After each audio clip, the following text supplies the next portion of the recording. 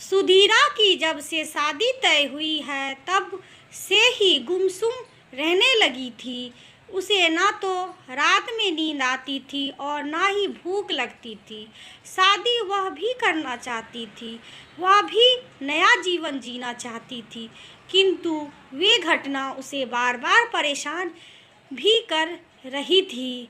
उसने अपनी mummy papa से कई बार कहा, मम्मी शादी से पहले मैं रोहन को सब कुछ बताना चाहती हूँ, किंतु मम्मी और पापा कभी डांट देते तो कभी समझाते, बेटा एक बार शादी हो जाने दो, सब ठीक हो जाएगा, जो गुजर गया उसे मत याद करो।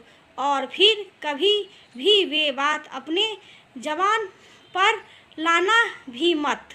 वह भी कभी सोचती बता दूँ, कभी सोचती नहीं।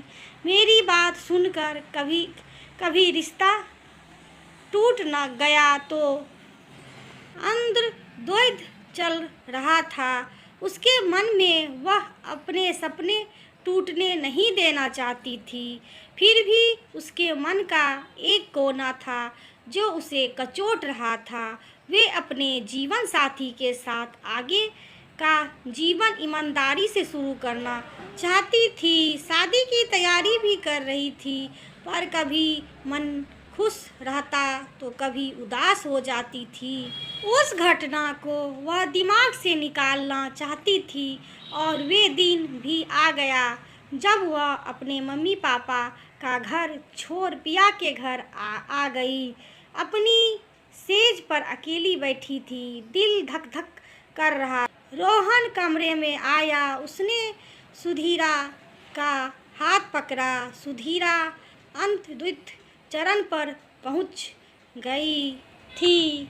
उसने रोहन का हाथ धीरे से छुड़ाया और बोली, मैं आपसे कुछ कहना चाहती हूँ रोहन, जिसे इस घड़ी का बड़ी बेसब्री से इंतजार था।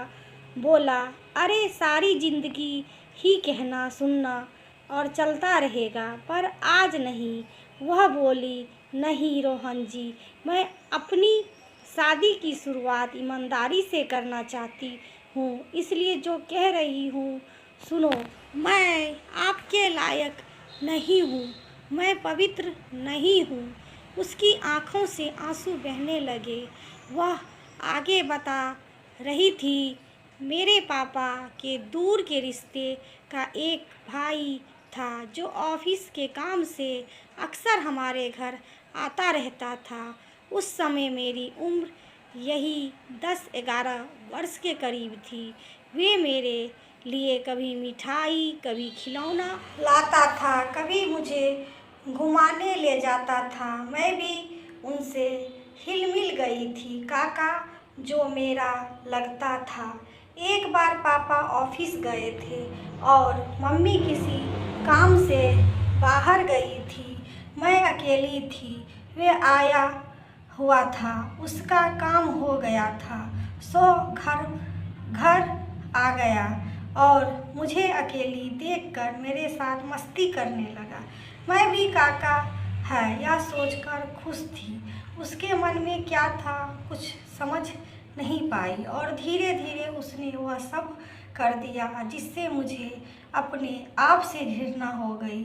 ऊपर से हिदायत भी दे दी, बेटा यह बात किसी से कहना नहीं, कहकर चला गया। मम्मी आई, मैंने मम्मी से सब कुछ बता दिया। मम्मी ने पापा को बताया। पापा ने बाद में फ़ोन पर बहुत डांटा, पर बदनामी के डर से दोनों ने यह घटना दबा दी, किसी को नहीं बताई। बड़ी मुश्किल से मैं इस घटना को भूल पाई थी, पर जब से शादी तय हुई मुझे फिर वह घटना याद आ गई और मैं आपसे पहले ही यह बात बता देना चाहती थी, पर कह नहीं पाई। मम्मी पापा की कसम कहकर रो पड़ी। अब आप मुझे स्वीकार करो या अस्वीकार, मैं कोई शिकायत नहीं करूँगी।